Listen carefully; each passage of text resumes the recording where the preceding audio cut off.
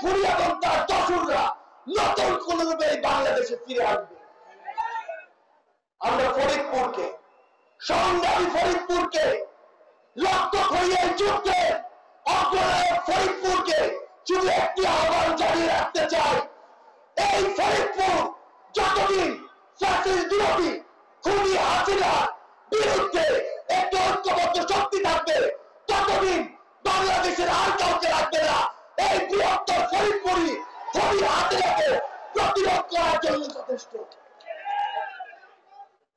আমরা আপনাদের কাছে একটি আহ্বান দেখে আজকে যেতে চাই, এই ফরিদপুর শুধু নয়, বাংলাদেশের এই দক্ষিণাঞ্চলের দায়িত্ব আপনাদেরকে দিতে হবে।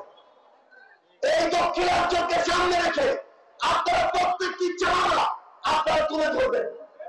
যে সরকারে থাকুক না কেন, যে ক্ষমতায় থাকুক না কেন, তাকে প্রশ্ন করবেন। দয়া করে কারো দাস, দালাল কিংবা নিষ্ক্রিয় দর্শকে পরিণত হবেন না। আমাদের এই সংগ্রাম, আমাদের এই লড়াই, 24 অভ্যুত্থানের এই স্পিরিট আমাদের মধ্যে যাই থাকুক, যতদিন আমার সামনে থাকা এই তরুণ প্রজন্ম এই লড়াইয়ের সামনের সারিতে থেকে নেতৃত্বে থাকবে, ততদিন আমাদেরকে কেউ আমাদের যে সামনের পথ, আমাদের যে চলার পথ, সেই পথ থেকে বিচ্যুত করতে পারবে না।